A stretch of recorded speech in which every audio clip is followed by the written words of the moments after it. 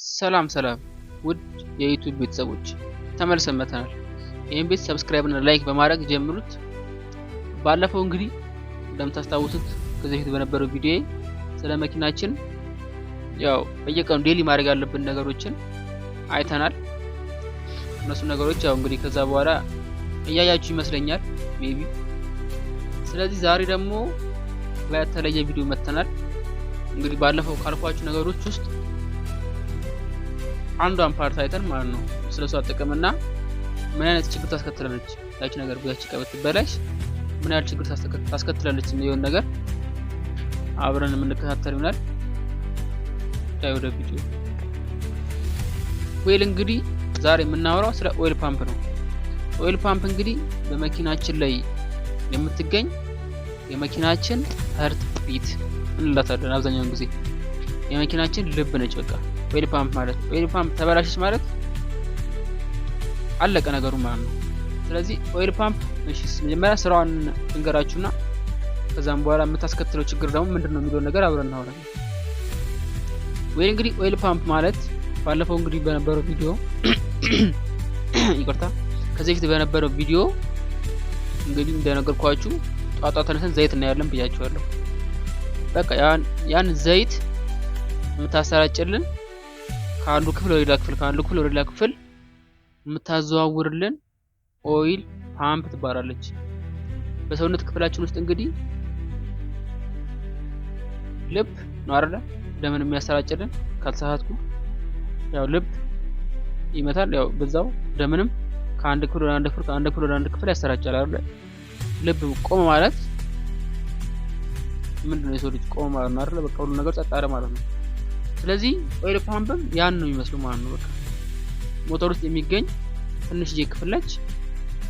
እኛ የምንጨምረውን በሰርቪስ ሰዓት ለምሳሌ 5000 10000 ሲሞላ የሞተር ዘይት እንቀይራለን። ያንን የሞተር ዘይት ፓምፕ እያደረገች ከታች ከስቶኮፓ ወይ ደግሞ ኦይል ሳምፕ እንላታለን፣ ወይ ደግሞ የዘይት ማጠራቀሚያ ከታች መጨረሻ ላይ ዘይት ማጠራቀሚያ አለ። ከዛ የተጣራውን ማጣሪያ ያለች ጥሬ የተጣራውን የዘይት ወር ላይ ክፍል ያሰራጨች ወደ ፒስተኖች፣ ወደ ካምሻፍቶች ብቻ ብዙ አሉ፣ ወደ ቤሪንጎች ምናምን ነገር ወርኑ እነዛ ተከፋፍልናለች ማለት ነው። ይሄ ማለት ምንድነው? እሱ እነዛ ክራንክሻፍቶችም ካምሻፍቶችም ቤሪንጎችም ከምንድነው ብረት ካስታይረ ምናምን የተሰሩ ናቸው።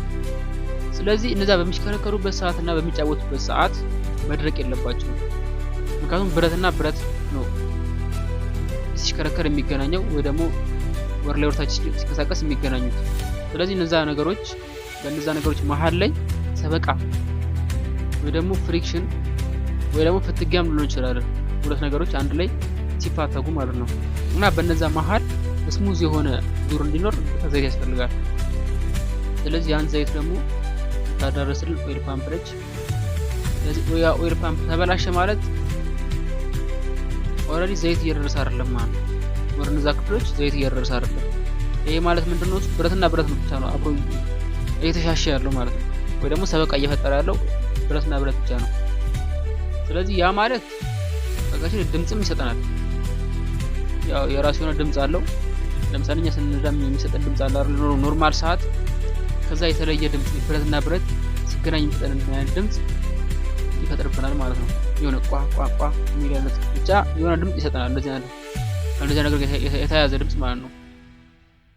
ስለዚህ ያ ከተበላሸና ያው እናንተ ያ ነገር ብላችሁ ታስባችሁ፣ ግን ሞተራችሁ ላይ ለየት ያለ ድምጽ ሲሰሙ ቶሎ ብላችሁ ወደ ጋራጅ መሄዳችሁ ወይ ደግሞ ወደ ካምፓኒ ወይ ደግሞ ወደ ባለሙያ መሄዳችሁ ጥቅሙ ይሄ ነው።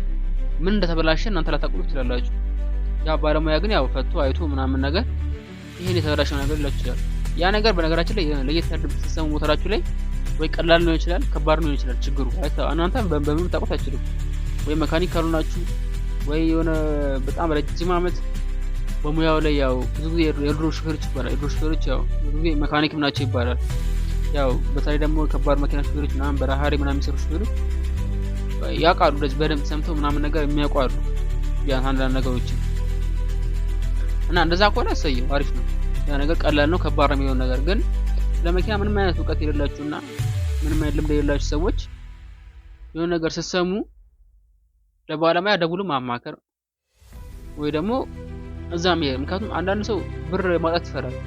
የሆነ ቦታ ሄዶ ለምሳሌ እቺን ለማሳየት ብቻማ ምናምን ነገር ይላል። ያ ነገር የችግሩን ግዝፈት ማወቅና ለማወቅ ነው እንጂ ዛሬ የምትወጣት 500 ብር እንደ 1000 ብር አይደለም ማየት ያለባችሁ ማለት ነው። ስለዚህ ሞተራችሁ ላይ የሆነ ድምጽ ስትሰሙ፣ አላስፈላጊ የሆነ ድምጽ ስትሰሙ ወደ ባለሙያ መሄድ በጣም አስፈላጊ ነገር ነው። ስለዚህ ያው ኦይል ፓምፕ ጥቅሟ ትንሽ ትመስላለች፣ ግን በጣም ትልቅ የሚባል ጥቅም ነው ያላት በመኪናችን ውስጥ ማለት ነው። ስለዚህ ለየት ያለ ድምጽ ስትሰሙ ይሄን በማድረግ መኪናችሁን ካላስፈላጊ ወጪ አድኑ። ስለዚህ ኦይል ፓምፕ እንግዲህ ያው እዚህ ላይ በምስሉ እንደምትመለከቱት ትመስላለች። ስታየው አነስ ትላለች፣ ግን ያው አብዛኛውን ጊዜ አንዳንዴ ያው ልትበላሽ ትችላለች። ሁሌ እንደዚህ የሚፈጠር ነገር አይደለም፣ ግን ያው አንዳንዴ አይታወቅም።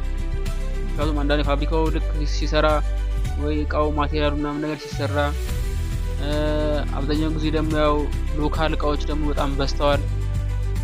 አሁን ላይ ለመካኒክ ራሱ በጣም እየተቸገረ ያለው ሎካሉን ኦሪጂናሉን መለየት እስከሚያቅት ድረስ አብዛኛው እቃ እየተመሳሰለ መጥቷል። እና ያው ሎካል ተገጥሞ ሊሆን ይችላል ምናምን ነገር እና በምን ምክንያት እንደተፈጠረ አይታወቅም። ብቻ ግን እንደዚህ አይነት ችግሮች ሊከተሉ ይችላሉ።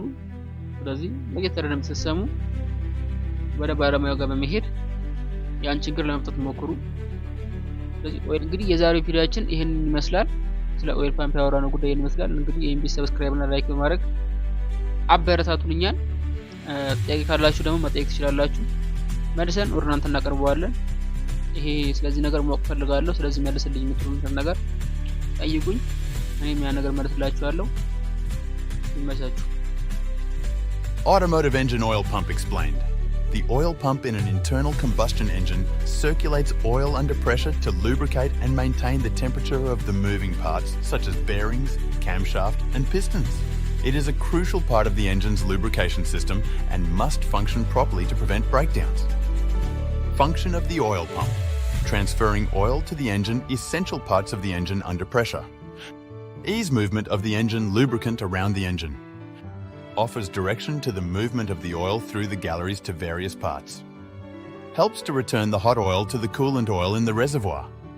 Keeps the oil circulation within the engine constant. Working principle.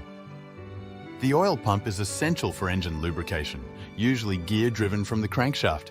It pumps oil to cool and lubricate the engine's moving parts before returning to the sump. In some engines, oil injectors are used to seal the space between the cylinder wall and piston rings, increasing efficiency. High oil pressure can blow out oil plugs, while low pressure can cause damage to engine components. This can be caused by a worn or defective oil pump, low oil levels, worn bearings, or oil gallery issues. If you have found this video to be interesting, just a friendly reminder to subscribe to our channel if you haven't already, and let's continue with the video. Types of oil pump. Rotor oil pump. A gerator pump or rotor type oil pump has an inner gear turning inside an outer rotor. The inner rotor has one less lobe than the outer one and is slightly off center, causing the outer rotor to spin at about 80% of the speed of the inner gear. This creates a bellow-like pumping action that pulls oil from the inlet port and pushes it toward the outlet port.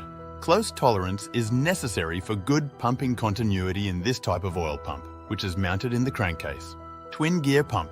The twin gear pump, also called an external pump, is located inside the oil pan at the bottom of the engine. It uses two intermeshing gears to pump oil, with one gear driven by a shaft connected to the crankshaft, camshaft, or distributor shaft. The gear teeth trap and carry oil from the pickup tube inlet to the outlet, and the tight clearance between the gears prevents oil from flowing backward to the inlet. Front cover oil pump. The front cover oil pump, also known as an internal or external pump, is mounted in front of the engine cover and works similarly to a rotor pump. It uses an inner drive gear and an outer rotor, with the inner drive mounted directly on the crankshaft. This direct drive approach eliminates the need for a separate pump drive shaft, causing the pump to turn at the same RPM as the engine. As a result, it generates more pressure at idle than a camshaft or distributor-driven pump. If this video was very informative, go hit the subscribe button right now, and I'll see you in the next video.